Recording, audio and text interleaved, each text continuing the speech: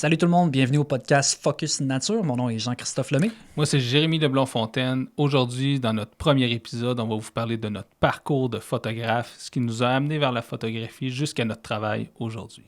Bon podcast. Bon podcast.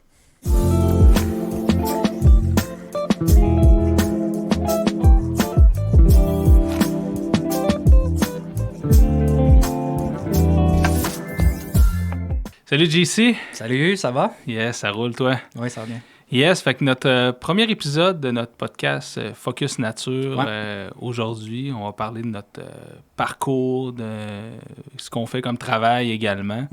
Je suis bien content qu'on mette en action, en fait, ce projet-là, que ça fait plusieurs mois, même plusieurs années qu'on a en tête. Oui. Je pense que c'est quelque chose qui va être très intéressant par nos discussions, par des invités qu'on va avoir également un peu plus tard aussi.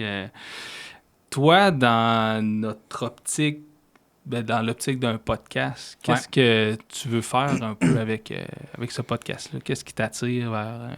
Je pense que c'est beaucoup le partage de connaissances, puis aussi de parler un peu des côtés qui sont méconnus ou dont on parle peu souvent, tu sais.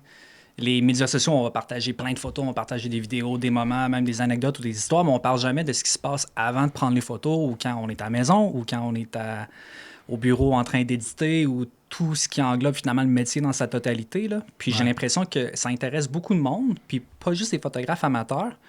Fait que je pense que ça va être une belle plateforme pour pouvoir en discuter librement, puis en ayant du fun en même temps, là. Ouais. Mais je pense que c'est un milieu qui est vraiment fascinant d'abord par la photo de nature. La photographie en général, mais la photo de nature plus particulièrement dans ce qui nous concerne.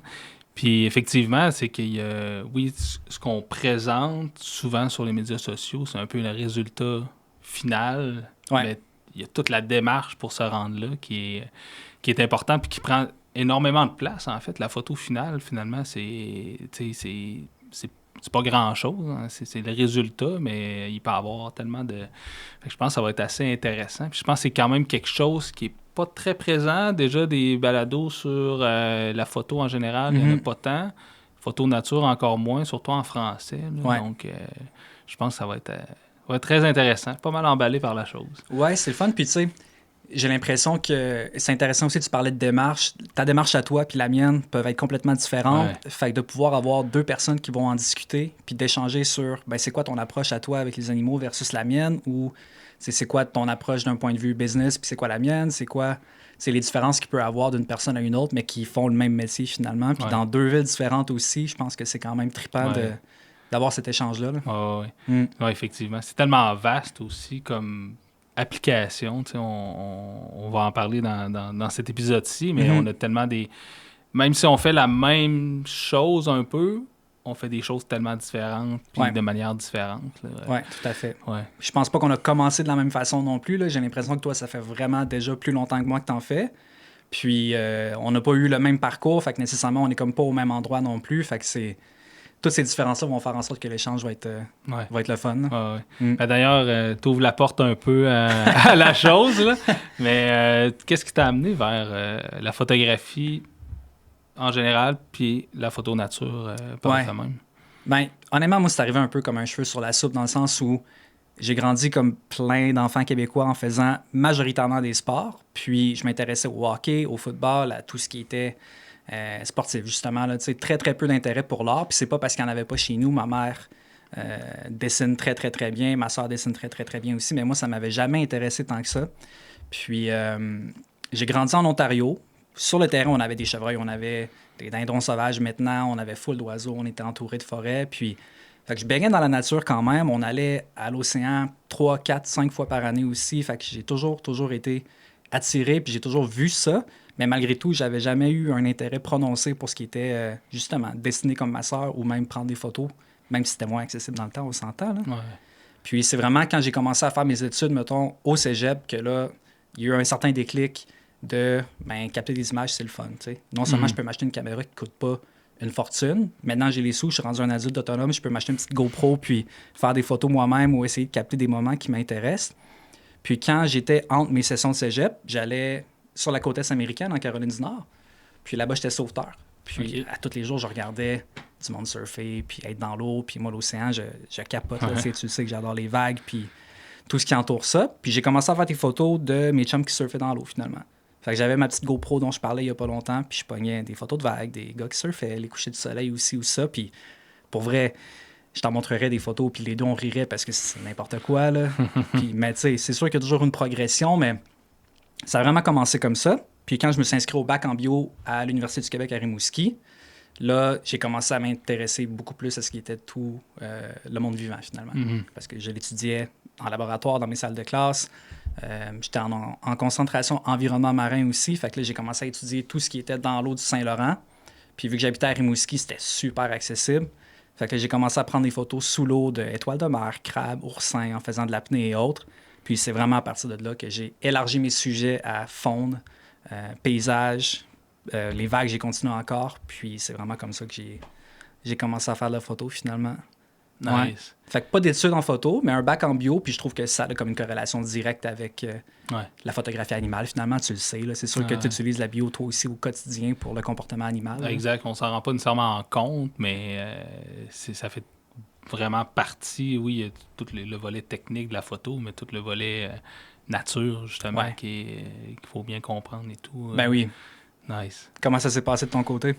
Ben, moi, c'est un peu... tu sais, dans le fond, justement, j'ai toujours aimé la nature, la faune, mais quand j'étais jeune, justement, j'ai pas non plus baigné là-dedans d'entrée de jeu parce que, différentes contraintes. Ma mère a eu un gros accident de voiture avant que je naisse, donc elle avait des limitations physiques, donc on n'allait pas faire de la randonnée, des grosses randonnées, mais tu sais, on faisait le tour de la Gaspésie, des trucs comme ça. Fait que, tu sais, j'ai toujours aimé ça un peu, justement, quand même, être en nature. Puis quand j'ai commencé, en fait, à faire de la planche à neige, c'est là que j'ai un peu la piqûre de me promener dans des territoires enneigés.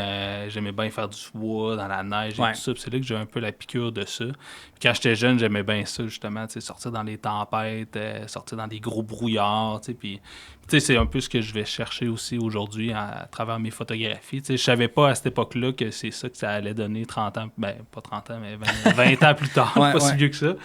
Mais c'est ça, tu sais, des fois, puis tu parles un peu de la faune sur ton terrain, mais tu sais, c'est des choses dans lesquelles on est exposé quand on est jeune, puis on sait jamais que ça va donner plus tard. Tu sais, c'est des graines qui sont semées, des fois des expériences avec nos parents et tout. Tu sais, tu parles quand tu allais à la mer, quand tu à l'océan, quand tu étais jeune, puis tu sais, c'est des graines qu'on sème quand on est jeune, puis après ça, ben, des fois, ça germe, des fois, ça germe pas. Puis, Fait que c'est ça. Puis après ça, ben moi, j'ai toujours aimé les sciences, justement. Donc, je suis allé étudier au début en technique de laboratoire, en chimie analytique. Donc, j'étais un peu loin du compte de la photographie d'aujourd'hui.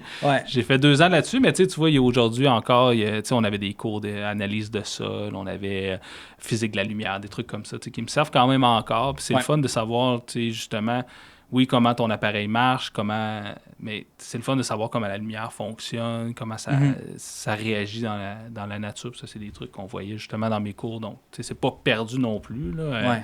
Puis j'ai l'impression que, excuse, je te coupe, mais autant pour la bio que la chimie, j'ai l'impression que toute l'approche un peu cartésienne des sciences est quand même pratique en photo aussi pour être vraiment méthodique puis organisé dans ce qu'on fait. Là. Exact. Parce que c'est facile peut-être de pas l'être puis de ne pas être préparé, puis alors qu'il y a tellement de variables qu'on ne contrôle pas, le plus qu'on peut contrôler, contrôler, je me sens de guillemets, là, mais le mieux c'est, parce que justement, d'être le mieux préparé, peut-être justement, effectivement, ce parcours-là me préparer un peu à la chose, puis dans ton cas aussi. Là. Puis c'est ça, puis après ça, je suis allé, dans le fond, j'ai fait mes études en technique de scène, donc pour travailler comme sonorisateur et en vidéo, à l'aiguillage et tout ça, là, sur des événements en live. Puis c'est là que j'ai commencé un peu à toucher à l'image, mes premiers contacts avec les caméras et tout ça. On est vraiment loin de ce qu'on a même aujourd'hui. À l'époque, on avait des caméras qui filmaient en 4.3. On faisait un 16.9 à l'intérieur de 4.3. C'était vraiment pas comme on fait aujourd'hui avec nos caméras. Puis c'est pas si loin que ça. On parle d'il y a 15 ans, puis 15-16 ans, puis c'est pas... Ça change vite, hein? C'est fou comment la technologie évolue.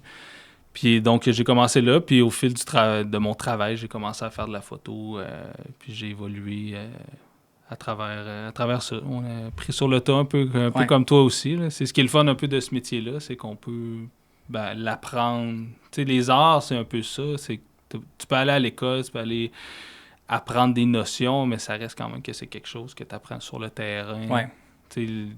Oui, la photo, tu as le volet technique qui est très important, mais je veux dire, tu n'apprends pas nécessairement à l'école comment composer une photo, surtout en photo de nature ou en photo animalière, où tu as des... C'est vraiment sur le terrain que tu vas c'est ça, apprendre à gérer ta lumière, à te placer avec ton animal. Puis après ça, il y a un volet qui est tellement... subjectif, peut-être, là? Ouais, mais tu sais, après ça, c'est propre à chacun. Là. Tout à fait. Fait que c'est ça. Fait que j'ai commencé la photo à travers ça.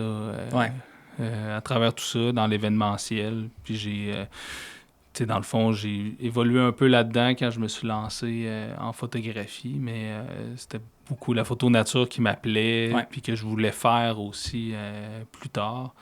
Puis après ça, quand tu commences à travailler là-dedans, tu fais un peu de ce qu'on appelle de l'alimentaire. Tu fais des contrats pour être capable de manger. Ouais. Mais après ça, ce qui te passionne vraiment, ce que tu veux faire, ça vient après plusieurs années quand même. Ouais. Ça a été comment tes débuts un peu dans la photo, justement? Oui, tu as commencé à faire de la photo avec tes chums qui faisaient du surf, tout ça, dans l'eau et tout ça, mais qu'est-ce qui t'a amené à en faire de la photo nature puis à en faire un métier?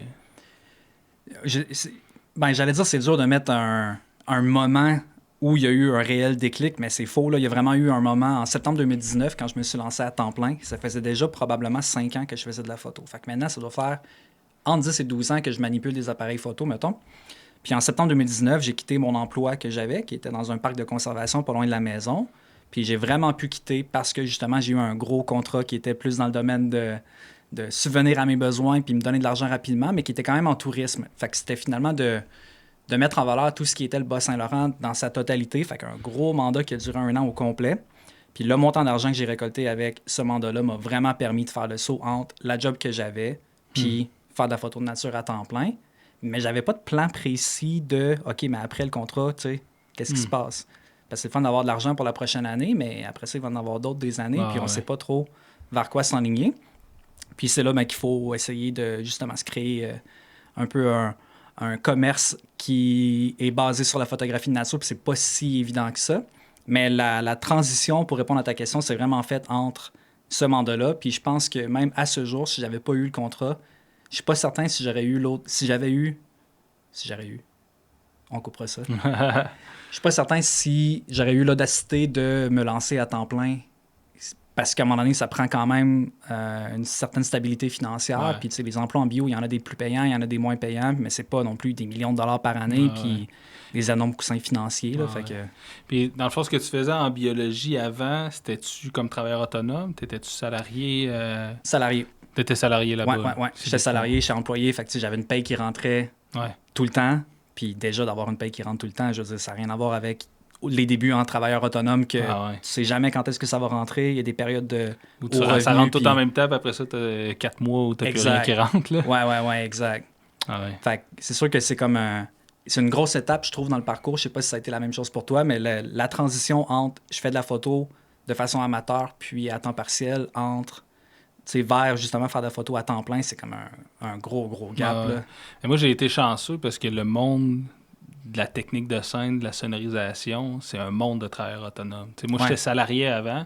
Quand j'ai quitté mon emploi à fin 2013, j'ai pu continuer à faire et de la pige comme technicien de scène et commencer à travailler comme photographe. Puis dans le fond, ma dernière année comme salarié, dans le fond, je voyais quand même que ça s'en venait, que j'aimais plus ça. La compagnie, ça allait un peu moins bien et tout ça. Fait que j'ai commencé à prendre des contrats. J'ai commencé à faire justement des contrats de portrait, du mariage et tout ça. Fait que j'avais déjà même commencé à booker mon année parce que je voyais très bien que puis la compagnie a fermé 2 mois après que je suis parti. Là. Bon, ils n'ont pas pu se passer.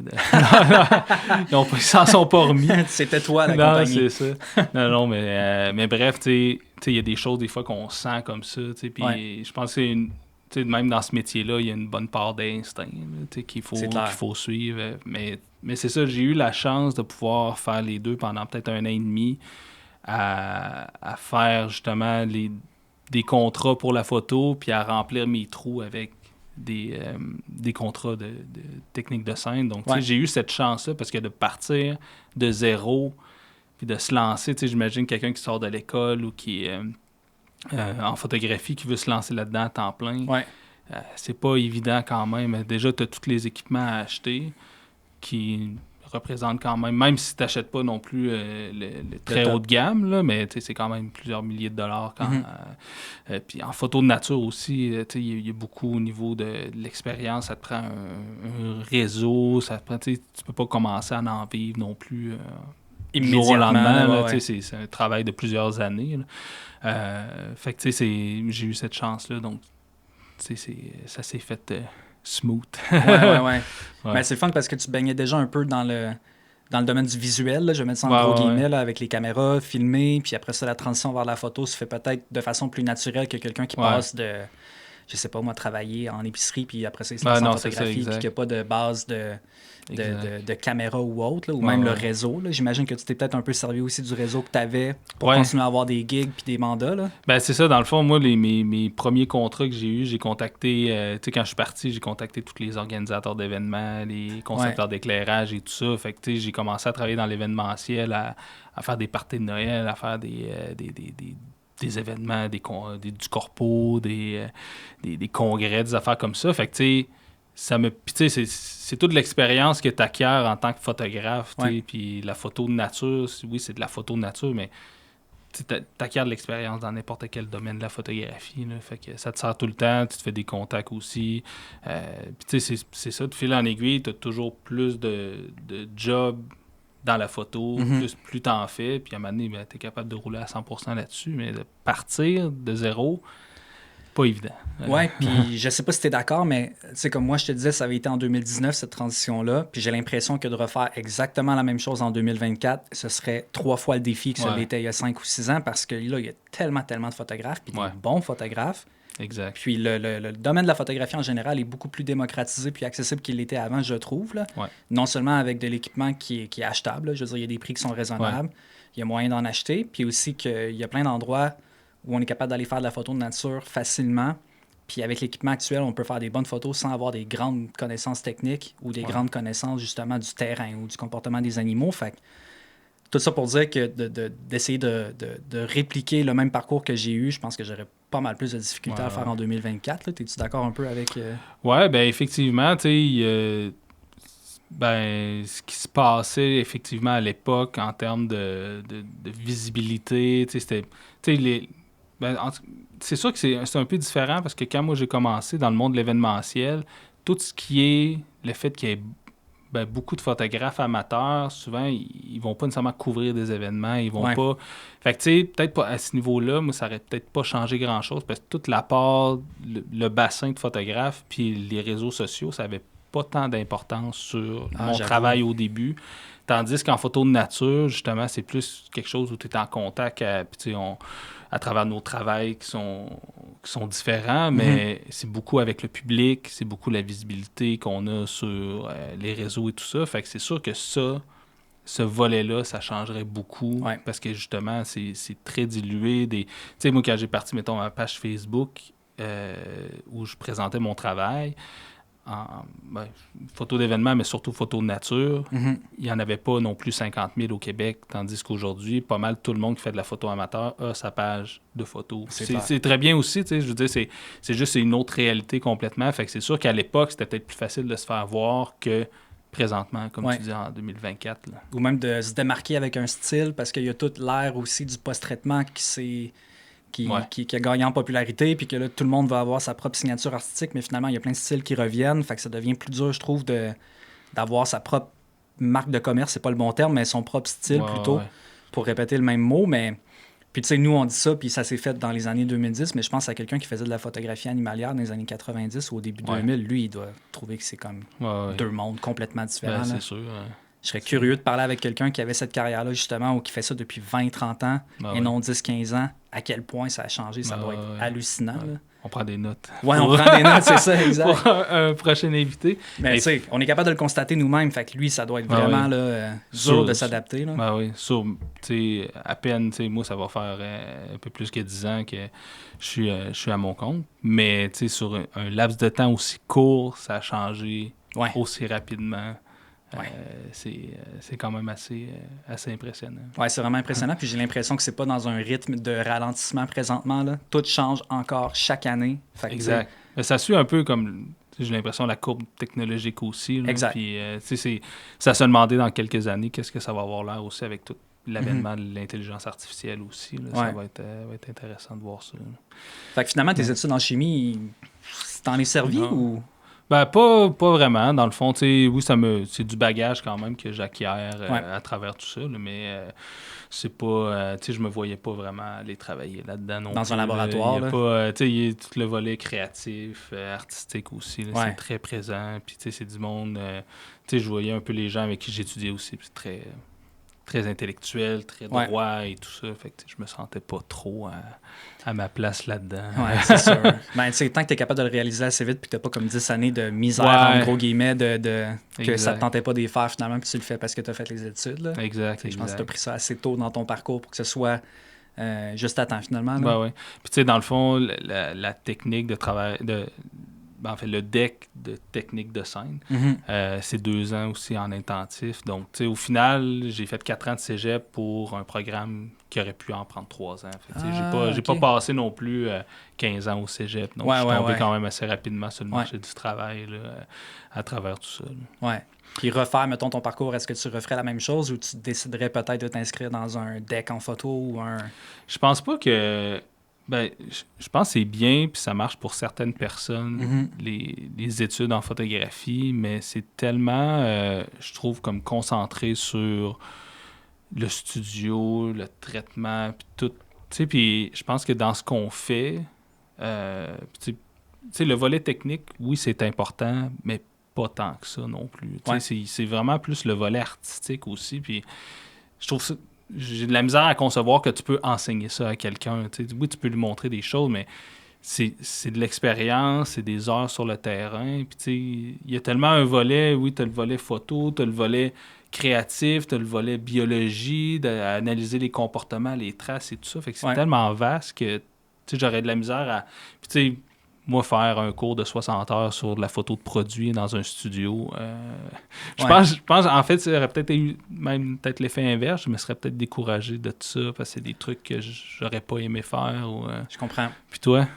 Je sais pas, je pense que je t'ai posé la question puis j'essayais d'y penser en même temps que j'écoutais ta réponse parce que j'ai jamais pris le temps vraiment d'y réfléchir. Puis tu sais, nous, à Rimouski, il y a ma tante qui est pas très loin, qui est super reconnue pour le cours en photo. Puis il y a plein de gens avec qui j'ai eu des conversations qui étaient dans le cours à ma tante puis qui me disaient des affaires que je connaissais pas en profondeur, tu sais. Puis là, je me suis dit, peut-être que ce bagage de connaissances-là, qui est peut-être générique, mais qui concerne à peu près tout ce qui peut avoir un lien avec la photo, je trouve ça le fun puis intéressant de commencer ta carrière avec toutes ces bases-là, qui peuvent être autant en vidéo, qui est pour moi un domaine que je connais un peu moins, autant en photo studio qu'en photo à l'extérieur. Puis j'ai l'impression que de tout avoir les connaissances techniques, puis partir de là, ça donne quand même une certaine longueur d'avance sur quelqu'un qui va apprendre son boîtier, apprendre comment le mode manuel fonctionne, la vitesse, l'ISO et tout et tout. Fait que je pense que ça peut être intéressant. Est-ce que j'aurais investi 2 ou 3 ans de ma vie à faire juste ça? Je sais pas. Mais je trouve que le volet court est quand même intéressant pour plein de raisons. C'est ça que c'est un gros raccourci quand même sur des choses, quelque chose qui va te prendre 3 ans à catcher. Parce que ça fait ça, ben là, tu vas avoir, dans 10 heures, tu vas avoir compris ou quelqu'un va te le montrer. C'est pour ça que je trouve ça quand même assez intéressant, même sinon de prendre des formations, juste des cours, mettons, sur l'impression, sur des trucs un peu plus, justement, techniques comme ça qui peuvent être assez pertinentes aussi. C'est ça, dans le cadre d'un cours de photo, tu vois vraiment tout. Puis, après ça, c'est normal. Il faut que ça plaise un peu à tout le monde. Puis tu formes des gens qui vont faire... C'est très général aussi. Puis, ils vont faire un peu de tout. Quand moi, j'ai fait ma technique de scène, tu vois la sonorisation, l'éclairage, la vidéo, tu vois... on avait des cours de création de costumes, de scénographie, puis tout, là, fait que... Mais c'est normal de comme toucher un peu à tout, puis après ça, tout le monde trouve son compte un peu là-dedans, mais c'est sûr que tu pourras pas plaire à tout le monde aussi. Mais c'est sûr que quand tu sors après ça d'un programme comme ça, ben, tu as le bagage nécessaire, tu décides où tu t'en vas. Fait que... Puis j'ai l'impression que peut-être, justement, j'en parlais tantôt, mais en 2024, quand tu pars de rien puis tu souhaites te lancer en photo, peut-être que ça va t'aider à te créer ton réseau de contacts aussi, d'avoir des connaissances techniques comme on en parlait, mais surtout d'élargir ton marché puis de tout de suite t'implanter avec ton diplôme finalement dans ce marché-là de photographie peut-être plus commercial au début que nature, mais peut-être que ça donne le coup de pouce que ça prend en cette ère moderne de tout le monde fait de la photo pour pouvoir percer le marché. Tu sais. Mais tu sais, moi, quand j'ai commencé justement en photo, tu sais, tous les contrats que tu fais à un peu bas prix pour te monter un portfolio, ben, tu le fais à l'école avec tes amis, puis avec les gens qui sont dans ton cours. Tu sais, parce que tu peux même, souvent, mettons, tu as des cours sur, je sais pas, la photo de mariage, tu vas avoir des gens qui vont... Tu sais, fait que tu passes un peu toute cette portion-là d'acquérir ton expérience, acquérir ton portfolio, puis tout ça, ben, tu le passes un peu en accéléré. Là. Donc, c'est sûr que ça peut aider pour ça, parce qu'après ça, c'est beaucoup de temps aussi quand tu pars, puis tu veux te lancer en photographie de portrait, mais comment tu veux vendre tes services si tu n'as aucun portfolio? Ou tu as un portfolio avec 2-3 personnes qui reviennent 50 fois dans ton portfolio. Là. Fait que tu sais, c'est vraiment difficile. Puis après ça, surtout, tu sais, peut-être le portrait un peu moins, mais quand tu fais de la photo de mariage, tu peux pas te reprendre. Tu peux pas. Tu sais, la personne qui engage un photographe de mariage, elle veut que ça soit sa coche parce que ça réarrive pas. Là. Fait que, effectivement, peut-être que l'école, ça amène justement ce bagage-là que sur le terrain, c'est beaucoup plus long puis plus difficile à acquérir. Oui, c'est sûr. Fait que, tu sais, sûrement que tu reçois la question beaucoup toi aussi, tu sais, de comment tu fais pour en vivre finalement comme métier. Mais sans répondre à ça, parce qu'on va peut-être en parler dans un autre épisode, mais c'est quoi les étapes essentielles selon toi pour quelqu'un qui s'enligne vers faire de la photographie de nature ou la photographie en général? C'est quoi les étapes essentielles du parcours ou importantes du parcours pour toi que tout le monde devrait répéter minimalement? Ben d'abord, tu sais, c'est sûr que le volet technique, tu sais, tu peux pas passer à côté de ça. Impossible, tu peux pas te permettre, même, surtout si tu es rémunéré pour ça, de remettre des photos qui sont floues, des photos qui sont mal exposées. Ou, dès que... Puis même si c'est pas rémunéré, j'ai un peu de difficulté quand même avec le fait de livrer un produit qui est pas... avec un minimum, si on veut. Ne serait-ce que pour toi-même. Ben, c'est ça. Après ça, ces photos-là aussi, tu veux t'en servir dans ton portfolio et tout ça, même quand tu commences. Là. Fait que bref, effectivement, tout le volet technique, je dirais que c'est quelque chose, il faut que tu maîtrises ton matériel vraiment au maximum.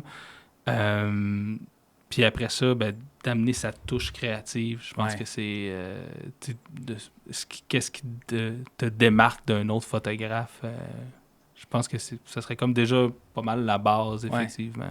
Et toi? Honnêtement, j'allais répondre probablement les mêmes choses, puis j'avais pas pensé au volet artistique, mais c'est tellement vrai que, tu sais, moi, il n'y a rien qui m'intéresse moins, je pense, que de revoir ou avoir le feeling de revoir les mêmes photos tout le temps, même si c'est 10 photographes différents.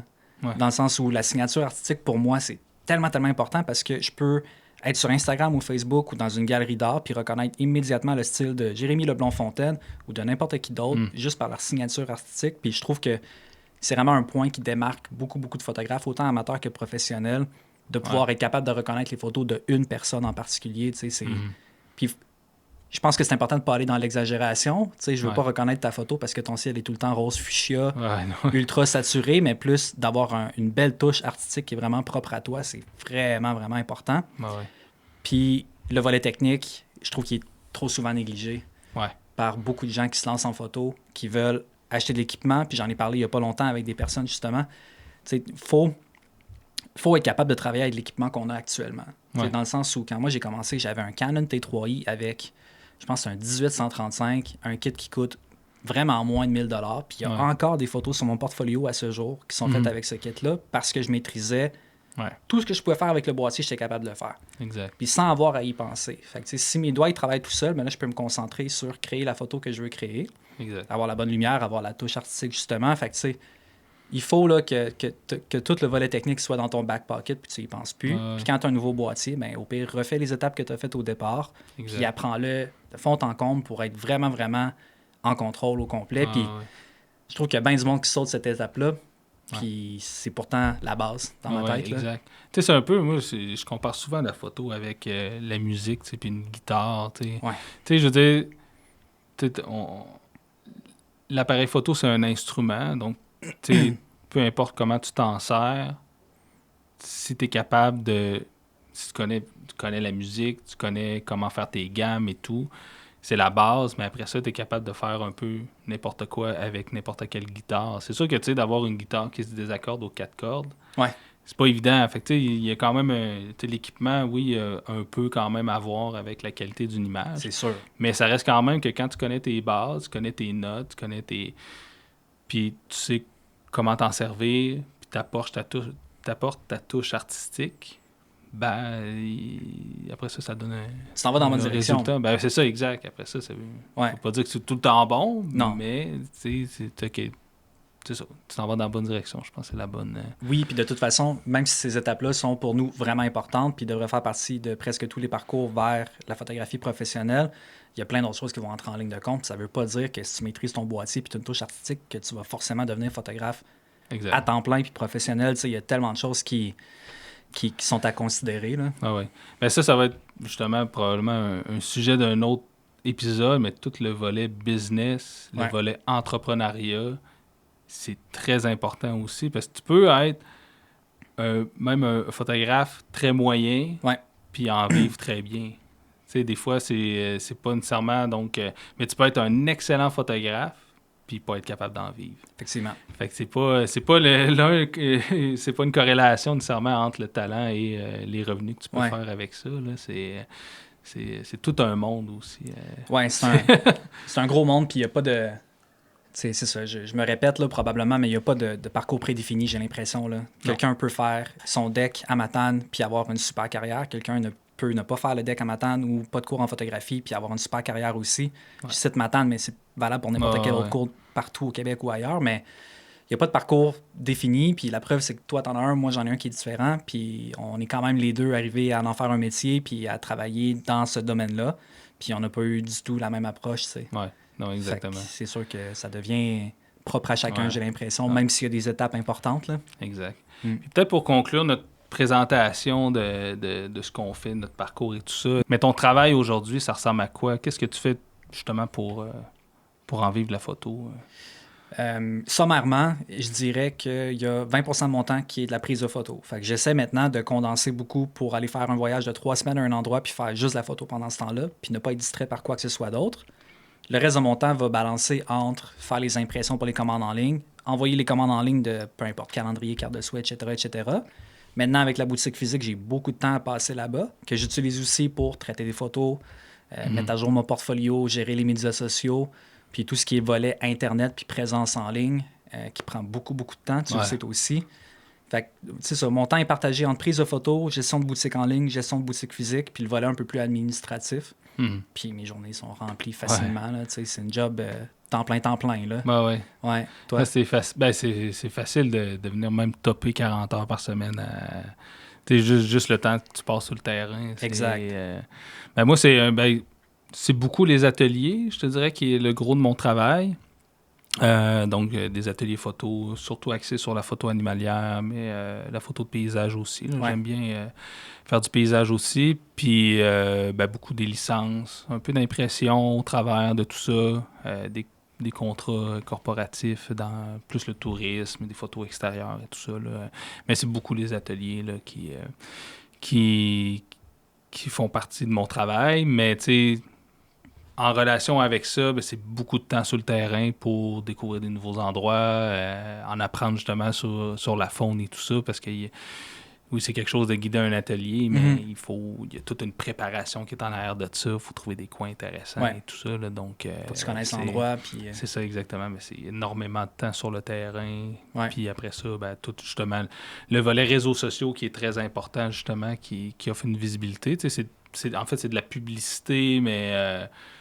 avant, c'était traditionnellement ailleurs qu'on mettait notre publicité. Là. C'est du temps qu'on met sur des réseaux sociaux. C'est pour aller chercher éventuellement beaucoup de clients puis partager ça. Oui, il y a d'autres motivations. On pourra en parler dans peut-être un autre épisode là-dessus, mais c'est beaucoup une plateforme pour pouvoir en vivre, puis justement, là, en tout cas, dans mon cas, faire la promotion, entre autres, de mes ateliers. Là, donc, je pense que dans le cas de tout le monde, c'est rendu un outil essentiel ou presque. C'est ça, exact. On ne veut pas en dépendre, mais on n'a pas le choix de l'utiliser quand même. On ne peut plus passer à côté de ça. Puis pour n'importe quelle autre entreprise, même, tu sais, tu as des compagnies qui font de la métallurgie qui sont sur Facebook. Exact.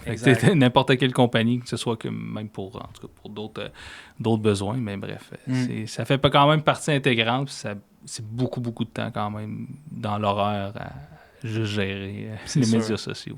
Mais j'ai hâte qu'on en parle en profondeur, ça, parce que au début, on se disait les motifs du podcast en tant que tel, de parler un peu des côtés méconnus et autres, puis c'est tellement des questions qui reviennent souvent de, qu'est-ce qui se passe au-delà de la photo. Nous, on publie un hibou sur Instagram, mais comment t'en es arrivé à trouver, à éditer ta photo, tout le processus artistique finalement, puis le volet un peu plus affaire du photographe animalier, je pense que ça va être vraiment, vraiment intéressant. Là.